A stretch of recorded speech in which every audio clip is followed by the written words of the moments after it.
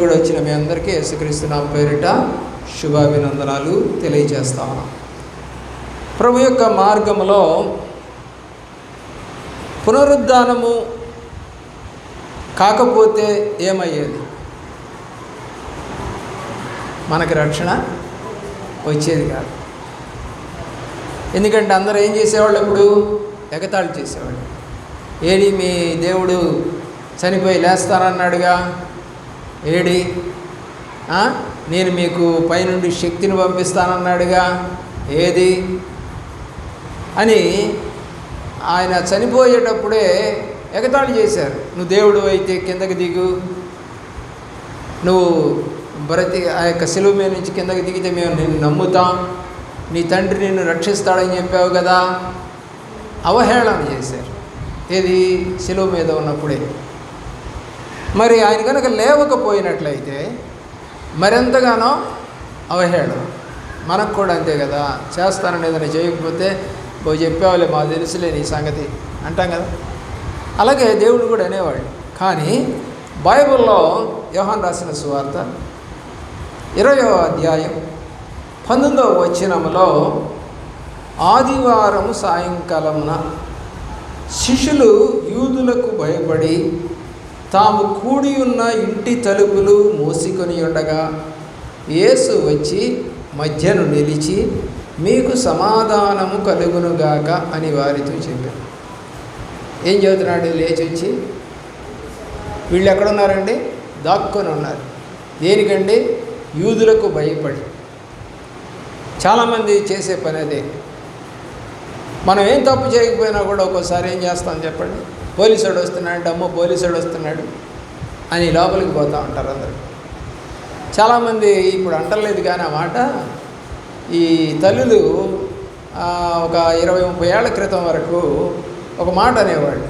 ఏ మాట చెప్పండి? అది భూషోడు. వాడి పేరు అసలు భూషోడు. భూషోడు అంటే ఏంటో వాళ్ళకి తెలియదు, తల్లికి తెలియదు, పిల్లలకి తెలియదు, అడిగినా సమాధానం చెప్పరు. ఇంగ్లాండ్ వాళ్ళు పరిపాలన చేసిన సందర్భంలో భారతదేశాన్ని బూస్ అనేటువంటి ఒక వ్యక్తి గవర్నర్ జనరల్గా ఉండేవాడు. బహు క్రూరుడు. చిన్న లేదు పెద్ద లేదు, అందరిని మీద చెర్నాకోలు పెట్టి కొడుతూ దౌర్జన్యంగా వచ్చేవాడు. అందుకని ఆయన గుర్రం మీద వస్తూ ఉంటే పిల్లలందరినీ తీసుకొని తల్లులు ఏంటి అని అంటే భూషోడు వస్తున్నాడు. అది చివరికి బూసి అనే పేరు పోయి భూచోడు అని అంటే జనరల్గా సెల్ ఫోన్లో ఎవడో హలో అంటే అది ఒక పాట కూడా రాశారు ఆ రోజుల్లో. భూచోడమ్మా భూచోడు గుల్లి పెట్టిలో ఉన్నాడు అని సెల్ ఫోన్లు మాట్లాడేటప్పుడు అనేవాడు. ఎవరు మాట్లాడుతున్నారు? ఎవరు అవతలాడు మాట్లాడుతున్నాడు. ఎవరోడు? భూచోడమ్మా భూచోడు. మనిషి కనపడలేదు, మాట వినపడుతూ ఉంది. ప్రియులరా, యేసు ప్రభు వారు తలుపులు వేసుకొని ఉన్నారు. వీళ్ళు గమనించారా? భయపడి తలుపులు వేసుకొని ఉంటే ఆ తలుపుల లోపల నుంచి ఆయన లోపలికి వచ్చి, మీకు సమాధానము కలుగునుగాక. ఫస్ట్గా ఆయన లేవగానే శిష్యులతో చెప్పింది సమాధానం. అలాగే రక్షణ పొందిన మనం కూడా సమాధానంగా ఉండాలి. సమస్యలు ఉండొచ్చు, కష్టాలు ఉండొచ్చు, బాధలు ఉండొచ్చు, ఇరుకులు ఉండొచ్చు, ఇబ్బందులు ఉండొచ్చు, ఆర్థిక సమస్యలు, కుటుంబ సమస్యలు, శరీర సమస్యలు, ఏమంటే వాతావరణ సమస్యలు, ఎన్నెన్నో ఉంటాయి. రోమాపత్రికలో ఏమన్నాడు పౌలు? క్రీస్తు ప్రేమ నుండి నన్ను ఎడబాపునది ఏది? శ్రమల, కష్టాల, ఖడ్గముల, వస్త్రముల, ఆహారమా, ఏది నన్ను విడనాడుతుంది? కాబట్టి అవన్నీ కూడా జరుగుతాయి. కరెంట్ లేదు, బతకమా? గ్యాస్ లేదు, బతకమా? పెట్రోల్ లేదు, బతకలేమా? ఎలాగైనా బతుకుతాం. కాకపోతే అవన్నీ ఉన్నప్పుడు ఉన్నంత లగ్జరీగా బతకపోవచ్చు కదా. టీవీ లేదండి, బతకలేమా? మా హయాంలో టీవీ లేదు, అసలు మాకు తెలియదు టీవీ అంటే ఏంటో, టేప్ రికార్డర్ అంటే ఏంటో, ఫోన్ అంటే ఏంటో, ఏసీలు అంటే ఏంటో, ఓవెన్లు అంటే ఏంటో ఇవన్నీ మాకు తెలియవు. 68 ఏళ్ల క్రితము ఇవన్నీ ఎక్కడున్నాయి? ఏమీ లేవు. మరి అప్పుడు బాగానే పెంచారు మా తల్లిదండ్రులు. అలాగే నా వయసులో ఉన్నటువంటి ప్రతి ఒక్కరిని తల్లిదండ్రులు బాగానే పెంచారు. సెల్ ఫోన్లు చూపిస్తూ ఉన్నారు ఈ రోజున పిల్లలకి. అరుస్తూ ఉంటే, ఏడుస్తూ ఉంటే సెల్ ఫోన్ పెట్టి ఏవో కార్టూన్లు చూపిస్తూ ఉన్నారు. ఆ రోజులు మరి ఏం చేశారు? ఎంత ఓపిక తల్లిదండ్రులకి. సంకనెత్తుకొని చందమామను చూపిస్తూ, అన్నం ఒక్కొక్క ముద్ద పెడుతూ, లాలిపాటలు పాడుతూ, ఏమండి జోలపుచ్చి, ఆమె కూడా ఇసుక్కోక అలా 4-5 సార్లు తిరిగి తీసుకొచ్చి పండబెట్టేది. ఈరోజు 10 రూపాయలు ఇచ్చి కొనుక్కోపో. ఏం చేయరు, ఇంట్లో ఖాళీ కూర్చోవడం, సెల్ ఫోన్ చూసుకోవటం, లేకపోతే టీవీ చూసుకోవడం. పిల్లల్ని పట్టించుకోవట్లేదు. ఇప్పుడు మనం వింటూ ఉన్నాం గత వారం రోజులుగా, ఒక అమ్మాయి ఏమైంది? తప్పిపోయింది. జాహ్నవి అనే అమ్మాయి ఆ అడవిలో వాళ్ళు అక్కడ ఆ తోటకి పనివారిగా వచ్చారు. ప్రియులరా, ఆ అమ్మాయికి రెండో అమ్మాయికి స్నానం చేపిస్తూ ఉంది తల్లి. మొదటి అమ్మాయి వెళ్ళిపోయింది. ఈరోజు వరకు ఆ చూపి లేదు. గాలించున్నారు, సీసీ కెమెరాలు పెట్టారు, డ్రోన్లు పెట్టారు, పోలీసులు తిరుగుతున్నారు. కుక్కకు కూడా GPS సిస్టమ్ పెట్టారు, కుక్క కూడా చచ్చిపోయింది. వీళ్ళరా, ఇంత టెక్నాలజీ ఉన్నా కూడా కనుక్కోలేకపోయారు. కానీ ఆ రోజుల్లో టెక్నాలజీ అవసరంలా. అక్క మా బిడ్డ కనపట్టలేదంటే ఊరు మొత్తం ఏకమయ్యి ఎక్కడున్నారని ఎతికేవాళ్ళు, పట్టుకొచ్చేవాళ్ళు. ఈ రోజున అది ఉందా? ఈ రోజున లేదు. ప్రియులరా, యేసు ప్రభు వారు ఎక్కడికి వచ్చారండి?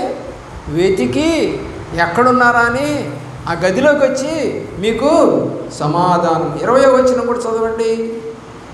ఆయన అలాగు చెప్పి వారికి తన చేతులను ప్రక్కన చూపగా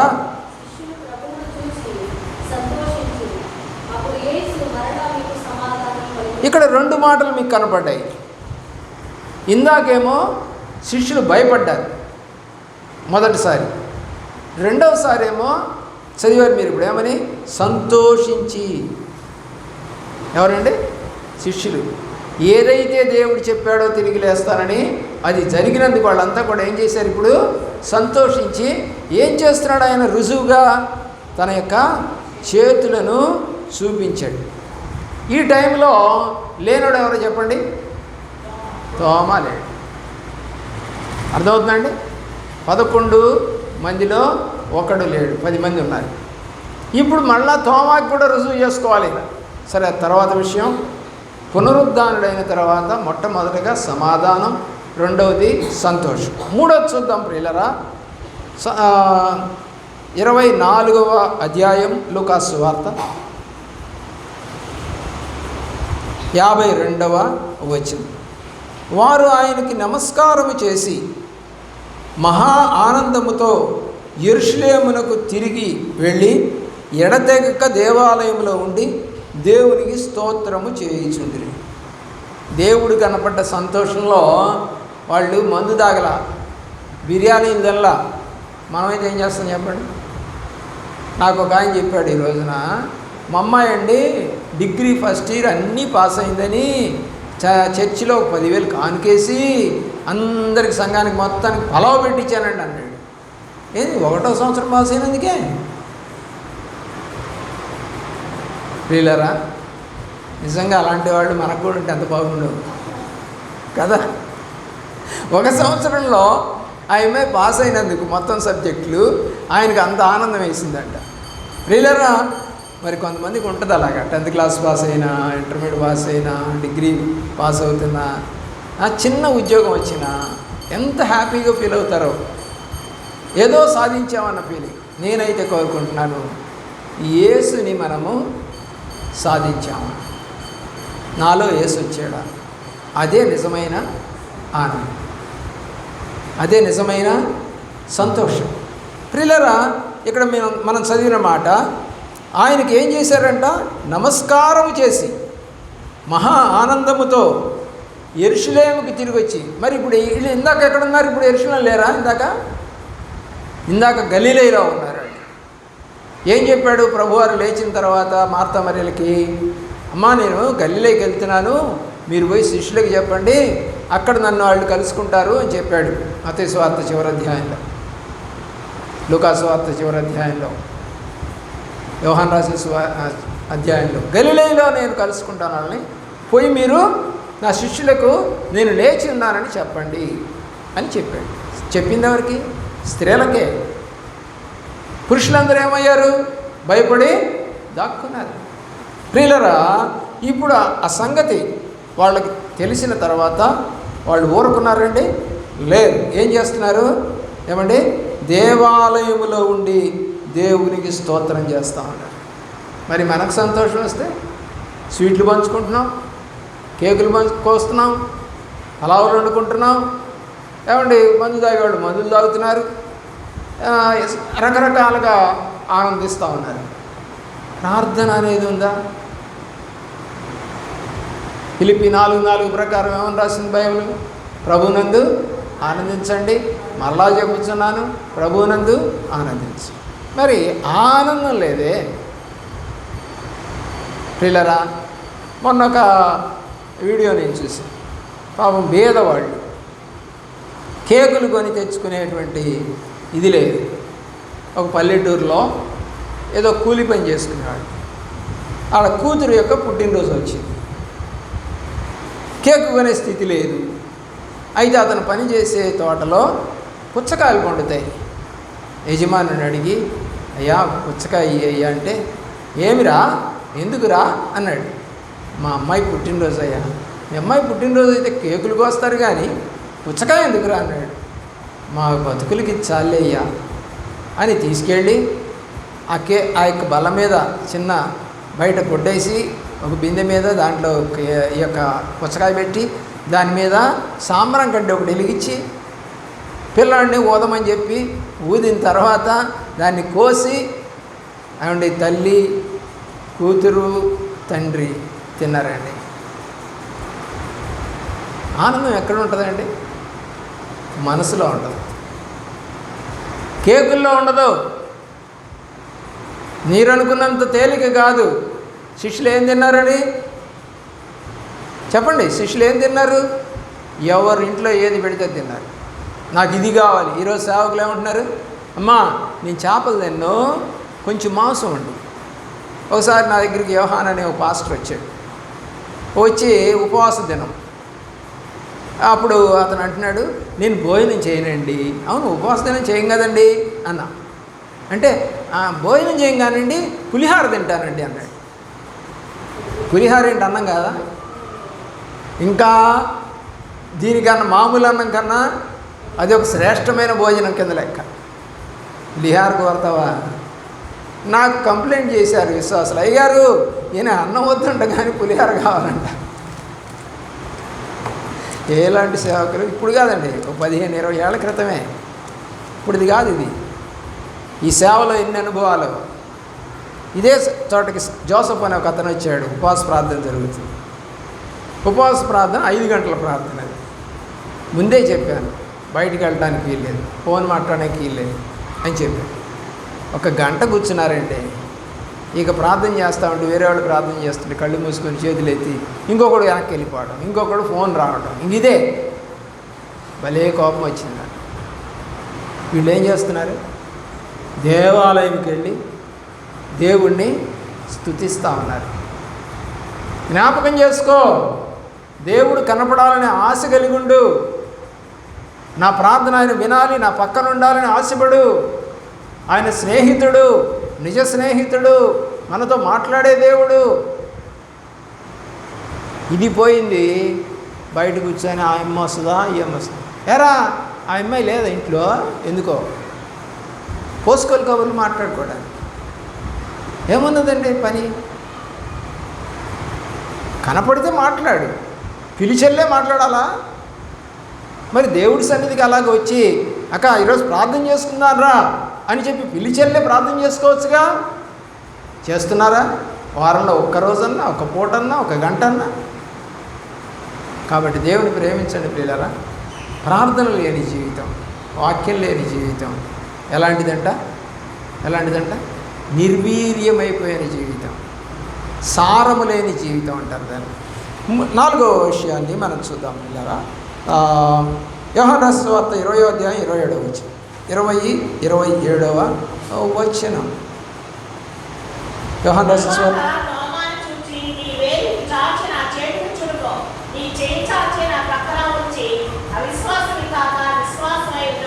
ఇక్కడ ఒక్కడి గురించే మాట్లాడుతూ ఉన్నాడు. ఇందాకేమో శిష్యులందరి గురించి. ఇందాక చెప్పాను కదా, అక్కడ ఎవరు లేరు? తోమా లేడు. ఇప్పుడు తోమాని బలపరచడానికి ప్రత్యక్షమైనటువంటి దేవుడు తోమాకు దగ్గరికి వచ్చి చెప్తున్నాడు, అరే ఏలిబెట్టి చూస్తేనే కానీ నమ్మనన్నావుగా, చూడు నా చేతులు అని. మళ్ళీ ఇందాక కూడా ఏం చేశాడు? చేతులు చాచి చూపించాడు కదండి. ఇందాక కూడా చేతులు చాచి వాళ్ళకి చూపించి నేనే ప్రభువుని అని చెప్పాడు. ఏది? యోహాను 20:20లో వారికి తన చేతులను ప్రక్కను చూపగా.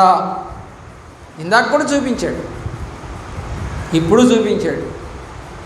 వీళ్ళలా ఆలోచన చేయండి. అక్కడ అంటాడు భూతమునకు ఇలాగ ఉండవు కాళ్ళు చేతులు అని కూడా మాట్లాడతాడు.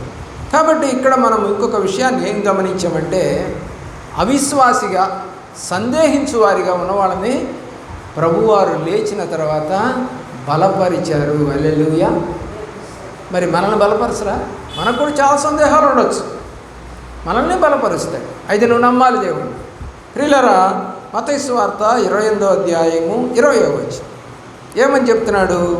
నేను మీకు ఏ ఏ సంగతులు ఆజ్ఞాపించితినో వాటన్నిటినీ గైకొనవలనని వారికి బోధించండి. సువార్తని తన శిష్యులకు ఇచ్చాడు, చెప్తున్నాడు నేనేమేం చెప్పానో అవన్నీ వారికి చెప్పండి. ఇప్పుడు మేము మాట్లాడే మాటలన్నీ కూడా మాయా? ప్రభువారు చెప్పిన మరలా మీకు చూపిస్తూ ఒక యొక్క మెసేజ్ లాగా మీకు వినిపిస్తూ ఉన్నాం అంతే తప్ప మా గొప్పతనం ఏమీ లేదు. ఇందులో రాయబడిన మాటలు మీకు తెలియచేస్తూ ఉన్నాం. 20వ అధ్యాయము యోహాను రాసిన సువార్త 27, 28, 27వ వచనము మరియు 28వ వచనం. ఆయన ఈ మాట చెప్పి వారి మీద ఊది పరిశుద్ధాత్మను పొందుడి. చదవండి.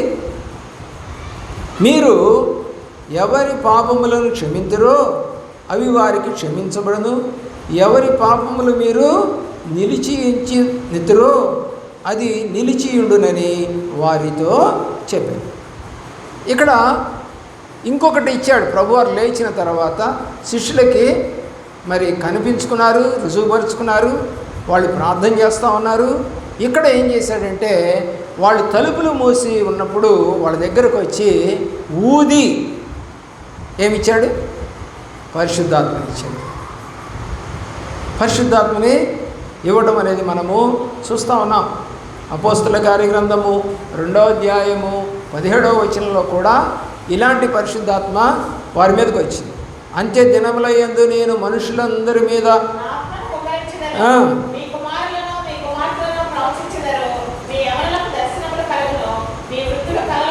ఇదెప్పుడు? యేసుప్రభు వారు 40 రోజులు ప్రత్యక్షమై వెళ్ళిపోయిన తర్వాత శిష్యులందరూ ప్రార్థన చేసుకున్న తర్వాత వారందరి మీదకి వచ్చినటువంటి 120 మందికి పైగా ఉన్న వారి మీదకి వచ్చినటువంటి పరిశుద్ధాత్మని బట్టి ఒక్క ప్రసంగానికి ఎంతమంది రక్షణ పొందారు? 3000. అర్థమవుతుందండి? పరిశుద్ధాత్మ శక్తి అది. చాలామంది పరిశుద్ధాత్మ శక్తితో నింపబడి సేవ చేస్తూ ఉన్నటువంటి వారు ఉన్నారు. మత్తయి సువార్త 28వ అధ్యాయము 19వ వచనానికి కనుక మనం వస్తే, కాబట్టి మీరు వెళ్ళి సమస్త జనులను శిష్యులు.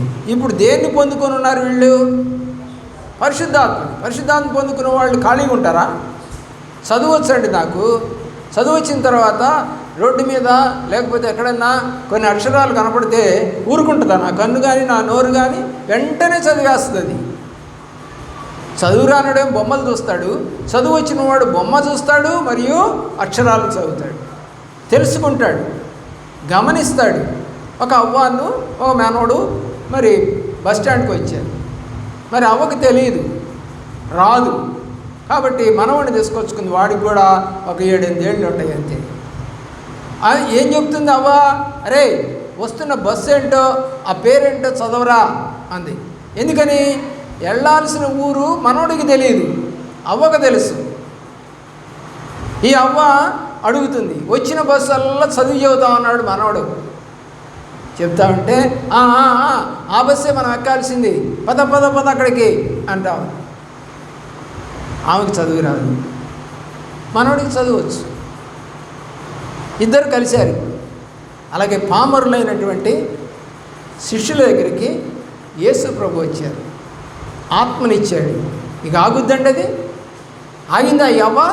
వాడి పేరు చెప్పంగానే పద పద అదే ఎక్కేది బస్సు మనం అంది కదా.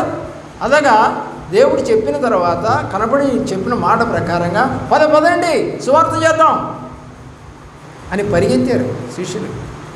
మరి మనం ఏం చేస్తాం? పరిగెత్తడమా పాడ? చర్చికి రావడానికే కష్టంగా ఉంది. ఇంకెక్కడ అయ్యారు? మా వారు ఊరుకోవట్లేదు, మా అబ్బాయి ఊరుకోవట్లేదు. ఇప్పుడు మాంసం తెచ్చాడు, వండిపో అంటున్నాడు. వండిపోయేసరికి బల్లారాధన అయిపోయింది. అయ్యారు ఏమనుకోబాకు అంటారు. ఎవరేమనుకోకూడదు? నేనా దేవుడా? బల్లారాధన అంటే అది ఎవరిది? నా ఆహారమా? నేనేమని వండిందా? దేవుడిది ఆహారం అని ఆయనే చెప్పాడు. నా శరీరము తిని నా రక్తం తాగువాడే నిత్య జీవం గలవాడని యోహాను రాసిన సువార్త 6వ అధ్యాయంలో రాశారు. దేన్ని ప్రాముఖ్యత ఇస్తా ఉన్నావు? నెలకొక్కసారి వచ్చేదానికా, లేదా ప్రతి వారము మాంసం తినేటువంటి దాని మీద ప్రాముఖ్యత? అందుకని ఏమన్నాడు మత్తయి సువార్త 6వ అధ్యాయంలో, ఏమి తిందుమా, ఏమి తాగుదమా, ఏం కట్టుకుందామా, వీటి గురించి మీరు ఆలోచించకండి, అవి అన్ని జనులు ఆలోచన చేస్తారు. కాబట్టి ఇప్పుడు ఎవరవుతున్నారు? రక్షణ పొందినా కూడా వాళ్ళు చివరికి ఏమైపోతున్నారు? అన్ని జనులు అయిపోతూ ఉన్నారు. ఏమనంటే నేను ఇట్లాగా మమ్మల్ని అట్లాగా అంటావా అంటున్నారు పాస్టర్ని. నేను అంటలేదమ్మా, వాక్యం చెబుతుంది. వాక్యాన్ని నువ్వు నమ్ము. ఒకరోజు రాకపోతే నా అనాలా? నువ్వు బాగలేదా? అనారోగ్యమా? పడిపోయావా? రోగగ్రస్తుడవా? ఏంటి కారణం? లేకపోతే నిన్ను ఎవరిని బంధించారా? ఏమైనా తలుపులు తాళాలు వేసి పెట్టారా లోపల? లేదు కదా. నా బంధకములలో నాకు సహాయపడిన వాడు ఒనేసి లోక నాతో కూడా ఉన్నవారు అని రాస్తాడు పౌలు. బంధకాల్లో కూడా తోడున్నారంట. ఎంత గొప్ప రక్షణ అంటే అది ఆలోచించి.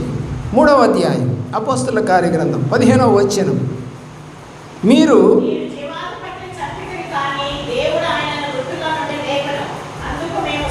ఇప్పుడు వీళ్ళు ఎలా మారారు చెప్పండి? సాక్షులుగా మారారు. మరి నీవు క్రీస్తు సంఘంలోనికి వచ్చావు, దేవుని సన్నిధిలోనికి వచ్చావు. క్రీస్తుకు సాక్షిగా నువ్వు ఎక్కడన్నా ఎవరితో అన్నా చెప్పావా? ఇతను చెప్తున్నాడు పౌలు. మేము చూసాం ఆయన్ని, మేము ఆయన లేవటం చూసాం, మాతో మాట్లాడటం చూసాం, మేము సాక్షులం. మరి నీతో మాట్లాడలేదా? మరి ఇప్పుడు యేసయ్య కనపట్లేదు కదని అంటున్నావా? వాక్యం ఎవరు? దేవుడు. అంటే వాక్యంలో నీకు దేవుడు కనపట్లేదా?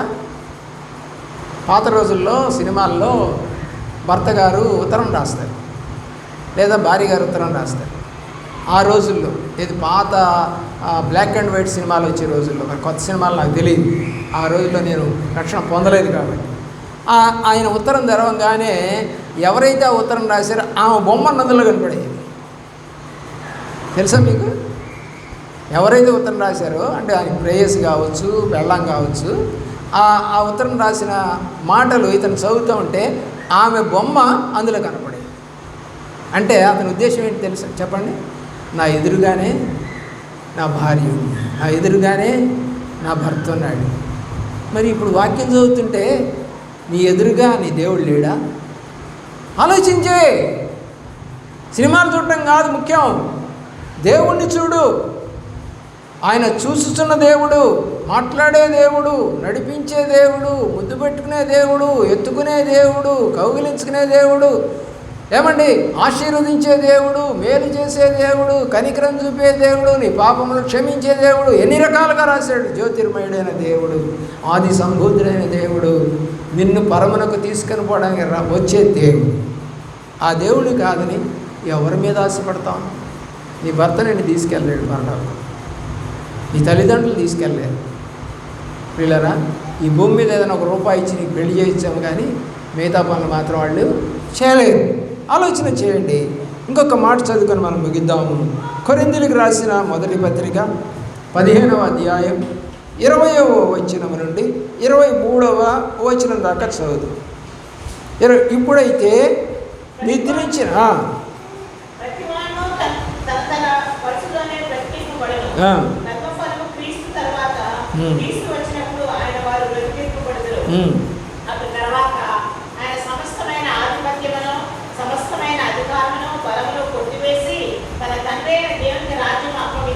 దేవుని ప్రేమించుకుంటారా? ఈ మాటలో ఒక స్పష్టమైన మాట చెప్తా ఉన్నాడు పౌలు.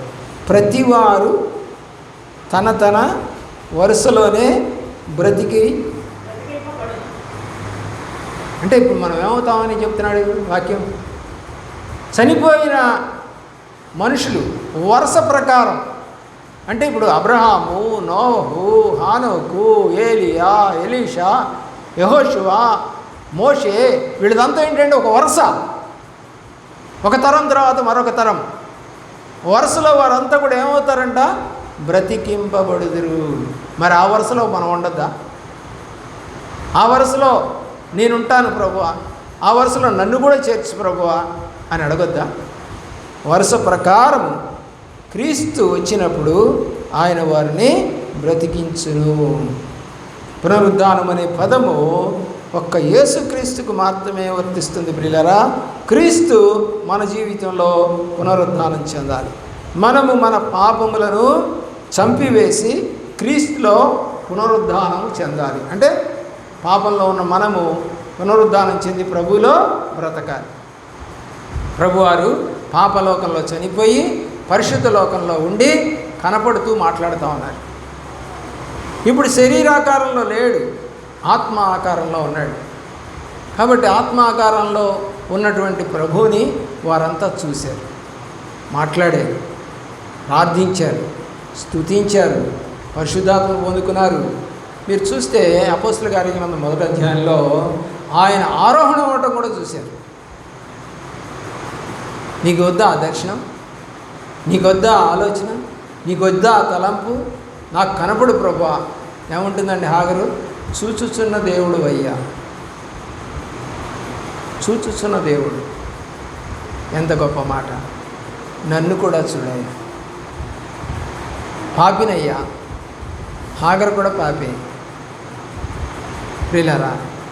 అయినా చూచాడు, బతికించాడు, కొడుకును బతికించాడు. వాళ్ళే 12 మంది రాజులు అరబ్ కంట్రీస్లో. శ్రేష్టమైనటువంటి ఆయిల్ గనులు, బంగారపు గనులు వాళ్ళకి ఇచ్చాడు దేవుడు. చెప్పాడు ముందుగానే ఆమెతో, అబ్రహాంతో చెప్పాడు, 12 మంది రాజులను ఆమెలో నుండి తీస్తానన్నాడు. వచ్చారు, గొప్పగానే నడుస్తూ ఉన్నారు వాళ్ళు. ఇప్పుడు చెడిపోయిన వారిని కూడా బాగు చేసే దేవుడు. కనిపెట్టుకోవటం అనేది నీ పని. భర్త వస్తానని చెప్పాడు, నేను వచ్చేస్తా ఒక అరగంటలో అన్నాడు, రాలేదు. ఏం చేస్తాండి భార్య పిల్లలు? కనిపెట్టుకోరా? అన్నం కూడా వండేసింది, ఆయనకి ఇష్టమైన కూర వండింది, పిల్లలకి కూడా ఆకలేస్తూ ఉంది, కానీ ఆయన ఇంకా రాలా. పిల్లలు అడుగుతుంటే తల్లి చెబుతూ ఉంది, నాన్న వస్తున్నాడు రా, దారిలో ఉన్నాడట. మళ్ళా ఫోన్, వచ్చేసారు, వస్తున్నా, ఒక 10 నిమిషాల్లో వచ్చేస్తా. మళ్ళా ఇంకో పావు గంట పట్టింది, అయినా వెయిట్ చేశారు. నిరీక్షణ ఫలం అంటారు దాన్ని బైబిల్లో. దాన్ని పౌలు అంటాడు తీతుకు రాసిన పత్రికలో, శుభప్రదమైన నిరీక్షణ అంటాడు. ఏ నిరీక్షణ అంటది? దేవుడు రాక కొరకు ఎదురు చూసేదాన్ని శుభప్రదమైన నిరీక్షణ. నీ భర్త కొరకు, నీ భార్య కొరకు, నీ పిల్లల కొరకు నువ్వు ఎదురు చూస్తా ఉన్నావు. అంతకన్నా గొప్ప నిరీక్షణ, అంతకన్నా గొప్ప ఎదురుచూపు మనకు దేవుడు ఇచ్చి వెళ్ళాడు. కనిపెట్టుకోమన్నాడు. ఎదురు చూస్తా కూర్చుందాం. ఆయన రాకడెప్పుడు మనకు తెలియదు. రాకడ వరకు మనము సిద్ధపడి ఉందుము గాక. మోకరించండి, ప్రార్థన చేసి. దయగల మా తండ్రి,